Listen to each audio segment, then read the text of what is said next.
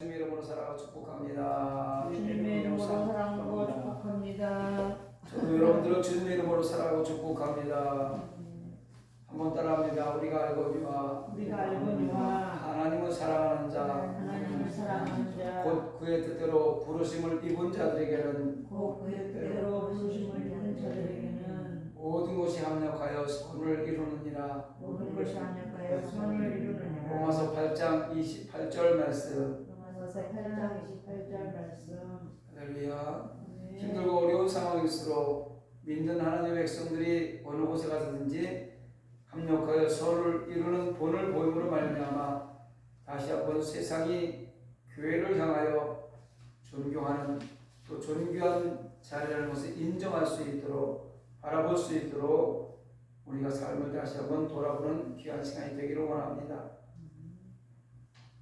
1975년도에 있었던 웃지 못할 이야기가 하나 있습니다. 미시간 대학생이 있었는데 그 학생이 학업에 실패하다 보니 집에 돌아갈 면목조차 상실해버리고 방황하던 끝에 교회에 숨어 들어가서 앤 아버 마을 어느 교회 종탑방에 숨어서 며칠을 살아고 지나고 있었다고 합니다. 고민과 방황의 연속이었습니다. 밤중에 아무도 없을 때 내려와서 교회 부엌 냉장고에서 음식을 훔쳐먹는 그런 일이 반복되고 아무도 없는 폐쇄된 종탑에서 자기를 가두고 나오지 않았다고 합니다. 며칠이 지나고 주일이 되었습니다. 주일 예배가 시작되었고 설교도 듣고 기도 소리도 들렸습니다. 그러다가 교인들이 부르는 찬송을 들으면서 그는 종탑방에서 자기 자신을 찾았다고 합니다. 그 찬송이 210장, 통합찬송가 245장이었다고 합니다. 제가 3절을 한번 읽어드리겠습니다. 주의 은혜 내가 받아 시온 백성 되는 때 세상 사람 비방해도 주를 찬송하리라. 세상 헛된 모든 영광 아침 안개 같으나 주의 자녀 받은 복은 영원 무궁하도다. 아멘. 한 인간으로서의 인간의 한 그 뿌리가 미시간 대학이나 학기말 시험에서 망쳐버렸다고, 그 학기말 시험이 내 인생이 될 수가 없다고 깨달았습니다. 그리고 종탑방에서 내려왔을 때 교인들은 그를 격려했습니다. 그는 새 사람이 되어 교회당을 떠났고 새롭게 출발하는 계기가 되었다고 합니다.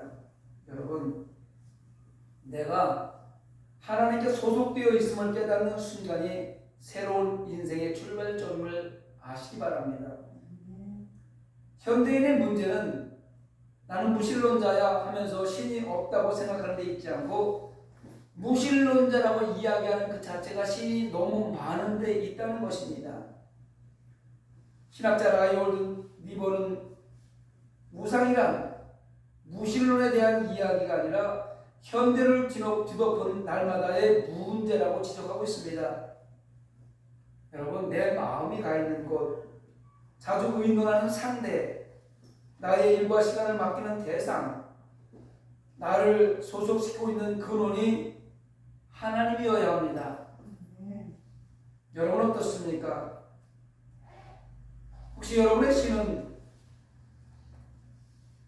은행의 저금 통장이나 또는 투자회사나 내가 들고 있는 보험이나 비즈니스나 회사의 상사가 되어 있지는 않습니까? 마틴 루터는 당신의 마음이 붙들려 있는 것이 바로 당신의 신이다 라고 지적하고 있습니다. 성경은 이렇게 경고하고 있습니다. 요한 1서 2장 15절에 이 세상이나 세상에 있는 것들을 사랑하지 말라. 누구든지 세상을 사랑하면 아버지의 사랑이 그 속에 있지 아니하니. 당신의 마음을 하나님으로부터 빼앗는 것은 어떤 것들이 있습니까? 여러분, 우상을 스스로 제거하시기 바랍니다. 요엘서 2장 12절로 13절 말씀에 이렇게 기록하고 있습니다. 여호와의 말씀에 너희는 이제라도 금식하며 울며 애통하고 마음을 다하여 내게로 돌아오라 하셨나니 너희는 옷을 찢지 말고 마음을 찢고 너희 하나님 여호와께로 돌아올지어다. 그는 은혜로우시며 자비로우시며 노하기를 더디하시며 인애가 크시사 뜻을 돌이켜 재앙을 내리지 아니하시나니. 여러분, 지금 혹시 여러분 가운데 아직도 하나님보다 우선시하는 것이 무엇인가 있다면 형식적인 회개에 옷을 찢는 것이 아니라 정말 하나님 앞에 나와 하나님 잘못했습니다 마음을 찢는 시간이 되기를 간절히 소망합니다. 그래서 오늘 레위기 26장 1절을 본문으로 해서 우상을 숭배하지 말라, 우상 숭배는 범죄입니다 라는 제목으로 이 말씀을 나누려고 합니다. 따라합니다. 우상 숭배는 범죄입니다. 우상 숭배에 대해서는 이미 성경에 가장 많이 다루고 있는 중심 주제 가운데 하나입니다. 그만큼 우상 숭배의 역사는 엄청나게 깊고 또 우상 숭배의 폐해는 치명적이라는 것입니다.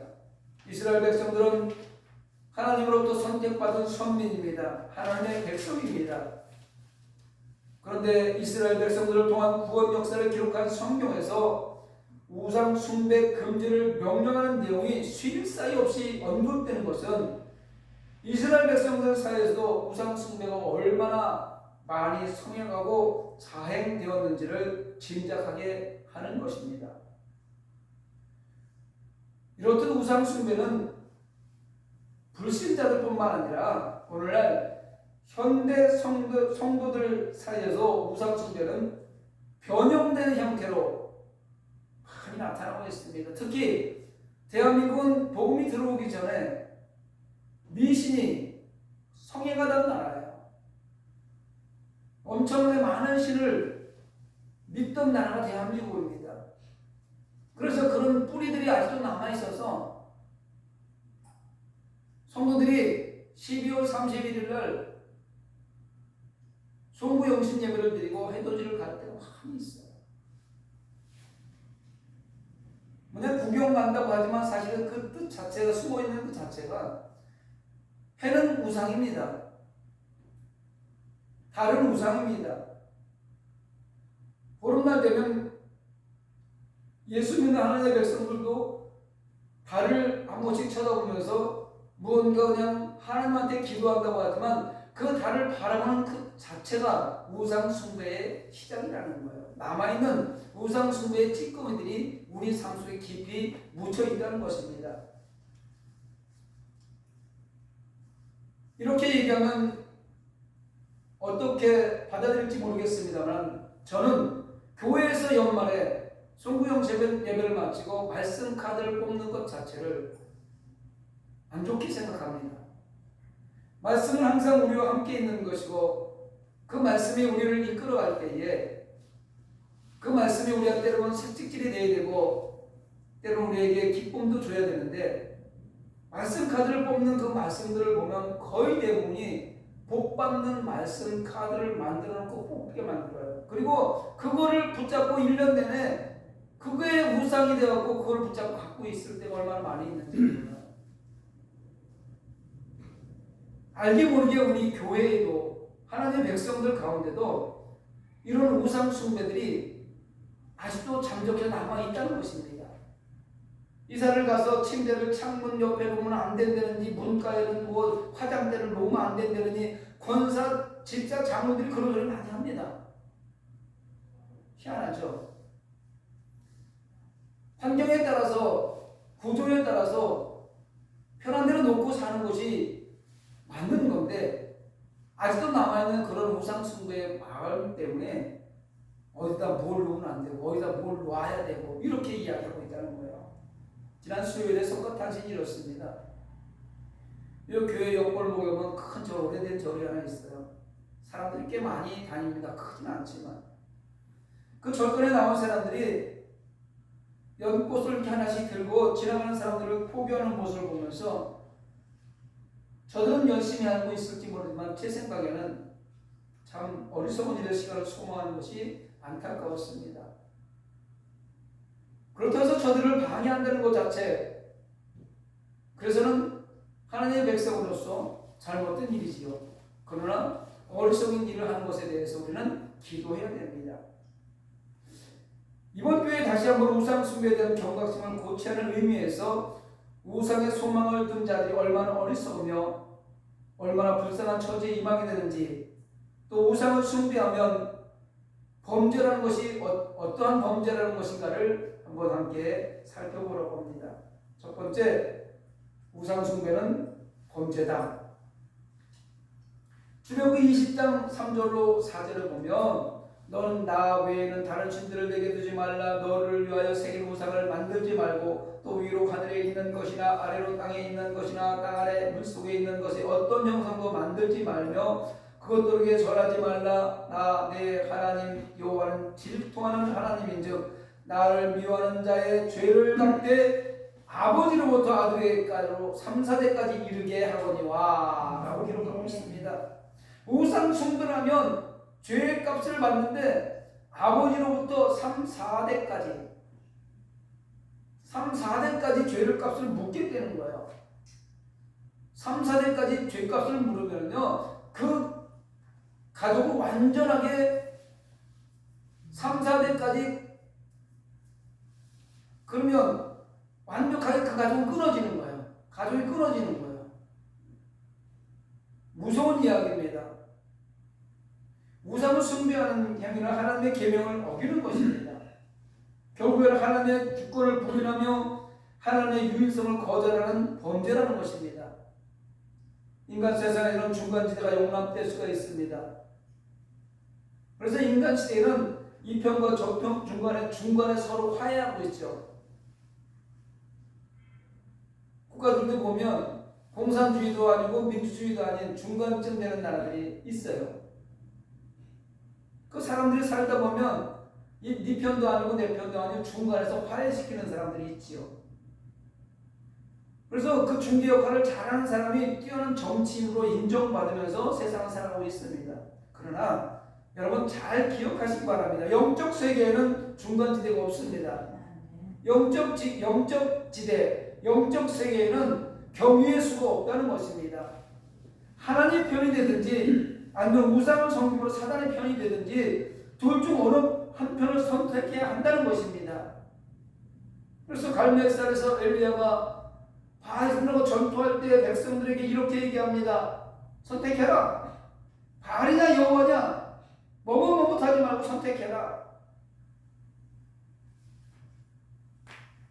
만약 우상과 하나님을 동시에 섬기는 자가 있다면 이 사람은 사단에 속한 사람입니다. 그러기에 이는 하나님을 거역하는 것이고 하나님이 무관하며 하나님 앞에서 범죄자가 되는 것입니다. 여러분 세상에는 경우의 수가 있다니까요. 이편 저편 중간편이 있어요. 그래서 이것 하다가 안 되면 저것 하는 겁니다. 믿음은요 이거 하다가 안 되면 저렇게 하는 게 없어요. 경우의 수는 없습니다. 오직 하나님이냐 아니면 우상 숭배냐 결정해야 되는 거예요. 혹시라도 우리의 생활 속에 우상 숭배적인 요소가 아직도 침투해서 남아있다면 즉각 이 악한 습관을 버리시기 바랍니다. 여러분 소속을 분명히 하십시오. 제가 다시 한번 묻습니다. 여러분 소속을 분명히 하십시오. 바알이냐 여호와냐. 또한 우상 숭배는 스스로의 인격을 짓밟고 더럽히는 비인격적인 행위입니다. 우상은 인간의 손을 만든 신상입니다. 따라서 우상은 스스로 말할 줄도 모르고 스스로 행동할 수도 없습니다. 시편 115편 4절에 이렇게 기록하고 있습니다. 그들의 우상들은 은과 금이요 사람의 손으로 만든 것이라. 신의 산에서 만들었던 금송아지를 두고 이야기하는 거예요. 여러분 금 좋아요 안 좋아요? 은 좋죠. 이 모든 것이 하나님의 조물주 하나님의 피조세계예요. 다 하나님이 만든 것들이에요. 그런데 이것을 우리가 조각으로 만들어가지고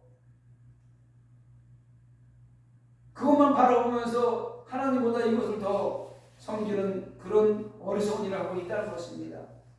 이런 우상을 높이고 숭배하고 섬기는 것은 하나님 형상대로 지음받은 인간 스스로가 자신을 추악하게 만드는 범죄 행위예요. 우리는 하나님의 형상대로 만들어졌어요. 그래서 우리는 하나님의 형상대로, 하나님의 방법대로, 하나님의 식대로 살면 세상의 모든 것이 다 우리의 손안에 있는 거예요. 섬김의 대상이 아니고 다스림의 대상이 되는 거예요. 지배하는 대상이 되어야 되는 것입니다.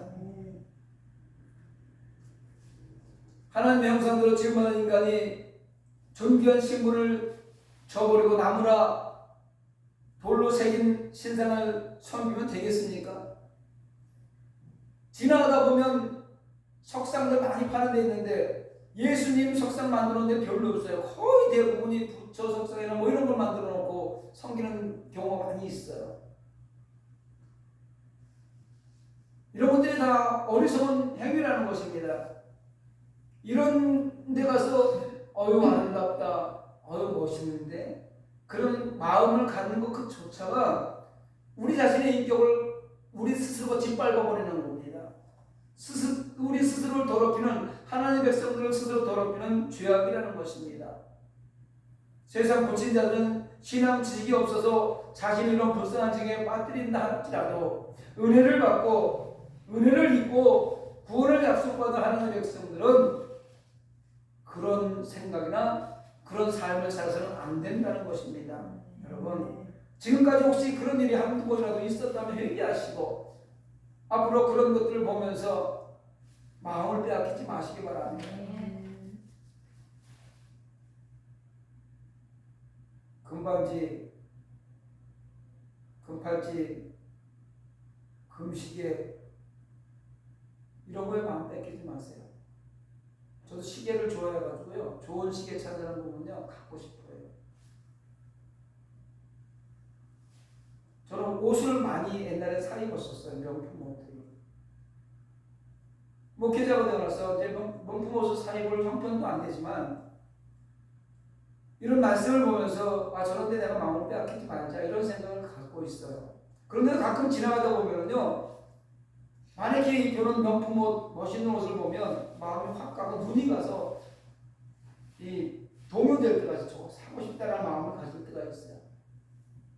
그리고 지나쳐서는 유행은 좀 지났지만 내가 그래도 명품 옷을 많이 사 입고 아직 남아있는 옷이 있는데 내 나이에 지금 남아있는 저 옷도 다 입고 죽을까 말까 하는데 내가 저기에 또 욕심을 부리는구나 하는 생각하면서 회개할 때가 많이 있습니다. 여러분은 어떻게 그런 생각을 가진 적 없습니까? 그런 것도 자체가 사실은 우상 숭배하는 거랑 마찬가지예요. 옷장에 옷이 그냥 안 입던 옷이 그냥 쌓여 있고요. 신발장에 신발이 쌓여 있어도 입을 게 없고 신을 게 없대요. 그러면 또 새 것, 또 좋은 걸 찾아 나설 때가 있습니다. 여러분, 우리는 그렇게 살지 맙시다. 할렐루야. 그 범죄하는 행위거든요. 낭비하는 것 범죄하는 거잖아요. 두 번째로 우상 숭배하는 것은 허망한 짓을 하는 겁니다. 따라합니다. 우상 숭배는 허망한 짓이다. 신명기 32장 37절에 보니까 또한 그가 말씀하시기를 그들의 신들이 어디 있으며 그들의 피하던 반석이 어디 있느냐라고 기록하고 있습니다. 우상은 참으로 허망한 존재입니다. 왜 그렇습니까? 우상 숭배자들에게 그 우상은 아무런 혜택을 주지 못해요. 도움도 주지 못하기 때문에 허망한 거예요. 우리는 이스라엘 백성의 역사에 이를 쉽게 발견할 수가 있습니다.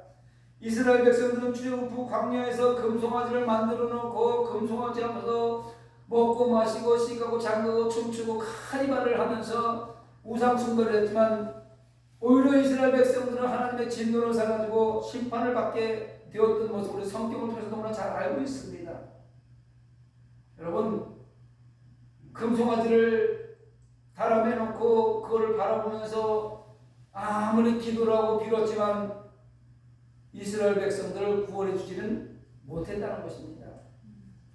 또한 분열왕국 당시에 이스라엘 백성들은 이방 군대의 침략을 받았을 때 자신들의 우상으로부터 아무런 도움도 받지 못했습니다. 각자 자기들의 신들을 갖다 놓고 전쟁터에 나가서 막 섬기고 했지만 결국 도움을 받지 못했다는 거예요. 자기들은 온갖 희생을 아끼지 않고 우상을 섬겼는데 우상은 이스라엘 백성들을 전혀 도와주지 못했다는 것입니다. 여러분, 이처럼 우상은 허망하며 이런 허망한 우상은 섬기는 행위 없이 허망하기 이를 데 없다는 것입니다. 우상은 결코 복의 근원이 될 수 없습니다. 이런 사실을 모르고 세상 사람들은 우상에게 복을 빌고 우상을 통해 소원을 성취하려고 합니다. 분명히 알아야 됩니다. 진실로 복의 근원은 하나님 한 분이십니다. 어떤 환경 속에서 우리는 지금 내가 환경이 피폐하고 지금 내가 환경이 세상 사람들의 조롱받고 지금 이 코로나 환경으로 말미암아 교회가 우겨쌈당하고 포위를 당했다 할지라도 우리를 그곳에서 건져내실 분은 하나님 한 분이신 거예요. 건져내시고 건져내실 뿐만 아니라 영원한 천국으로 이끌어 주실 천국 복을 허락하실 분은 하나님 한 분이시라는 거예요.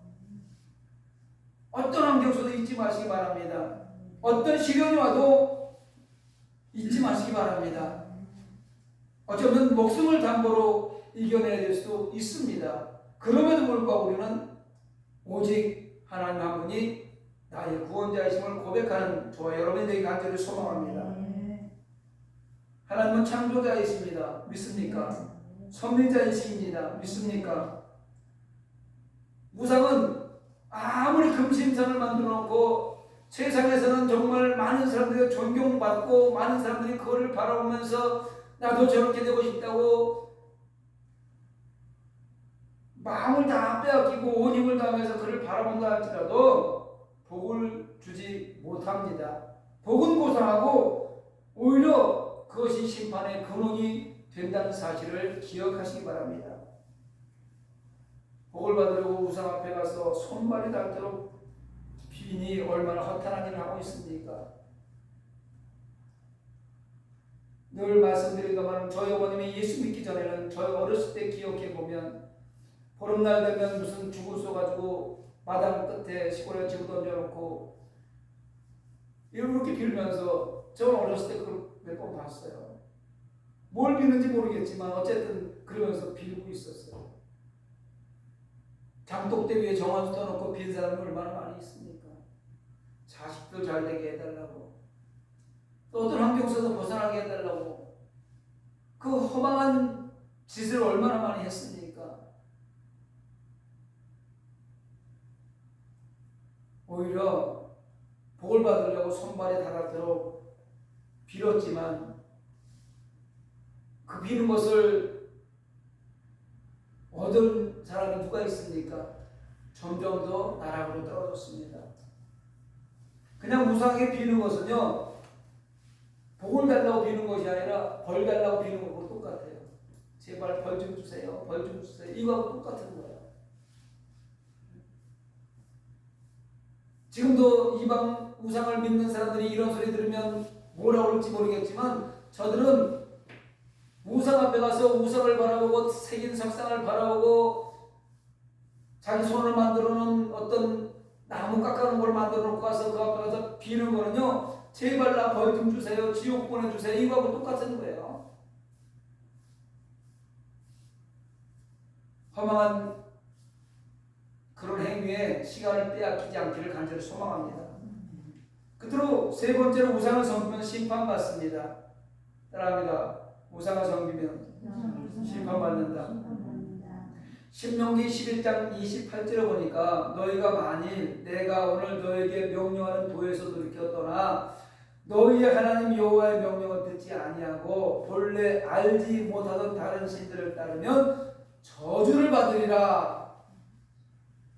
성경에 저주라고 표현하고 있습니다.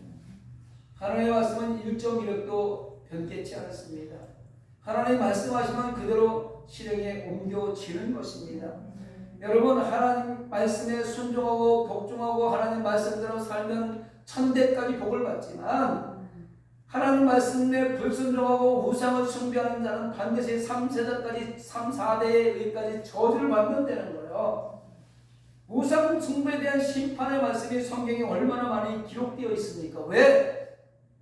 하나님의 백성임에도 불구하고 조금만 마음이 해이해지고 조금만 틈만 나면 우상 숭배하는 자들로 빨리 달려가기 때문에 계속해서 반복해서 하나님 말씀하시는 것입니다.